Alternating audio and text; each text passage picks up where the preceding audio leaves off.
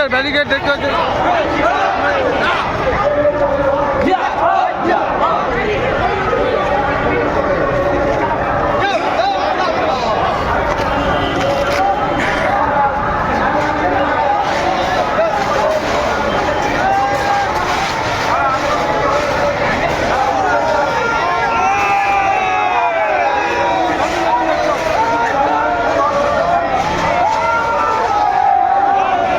সজাগ হয়েছে এবং আজকে তৃণমূল কংগ্রেস আর এই সাম্প্রদায়িক বিজেপির বিরুদ্ধে তারা আজকে একত্রিত হচ্ছে।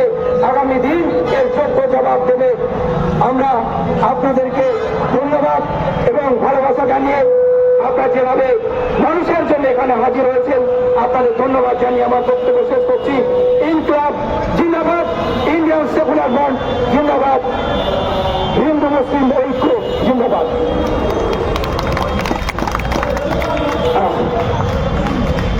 যারা ব্যারিকেডের বাইরে আছেন তাদের বলবো ব্যারিকেডের মধ্যে আসতে, আর না হলে আপনারা বাড়িও চলে যেতে পারেন, কোনো অসুবিধা নেই আমাদের। হ্যাঁ, যারা আইএসএফের লোক বাম দিকে রাস্তাকে কেউ আটকে রাখবেন না, তাহলে বাড়ি চলে যান, কোনো অসুবিধা নাই।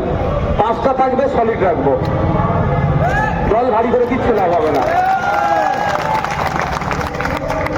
বন্ধুগণ, আপনারা জানেন যে থেকে পশ্চিমবাংলায় এসআইআর এর জন্য নোটিফিকেশন হয়েছে, আমরা মাঠে ময়দানে ছিলাম। জ্ঞানেশ কুমারজি বললেন স্বচ্ছ ভোটার লিস্ট তৈরি করতে হবে। দায়িত্বশীল নাগরিক হিসাবে আমরাও স্বচ্ছ ভোটার লিস্ট তৈরির জন্য করোনা ফর্ম কিভাবে ফিল আপ করতে হবে, 2002 এসআইআর লিস্টে যদি নাম থাকে কি করতে হবে, না নাম থাকলে কি করতে হবে, এক কথায় নির্ভুল করোনা ফর্ম আমরা জমা করলাম। এই করোনা ফর্ম জমা করার পরে আমরা কি দেখতে পেলাম, খসড়া লিস্ট যখন পাবলিশ হয়েছে তারপরে পরেই লজিক্যাল ডিসক্রিমিনেন্সির নামে একটা নাটক শুরু হলো।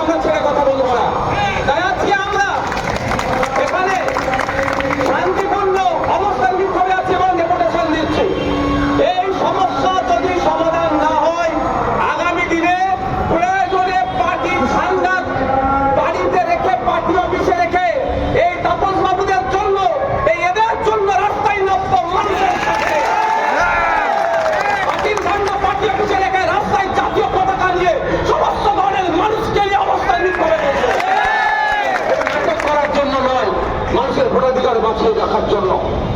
আমরা ইলেকশন কমিশন অফ ইন্ডিয়াকে সম্মান এই জন্যই জানাচ্ছি, সে সংবিধানের আর্টিকেল 324 কে সামনে রেখে তৈরি হয়েছে।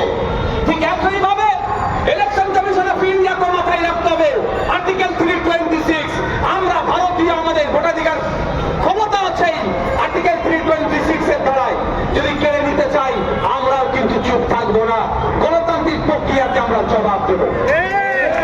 আজকে আমরা এখানে উপস্থিত হয়েছি, ডেপুটেশনে যাব, ওখানে যিনি চিফ আছেন, চিফ ইলেকট্রাল অফিসার, তার কাছে আমরা যাব, তাকে আমরা জানাবো, তার কাছ থেকে জানতে চাইবো।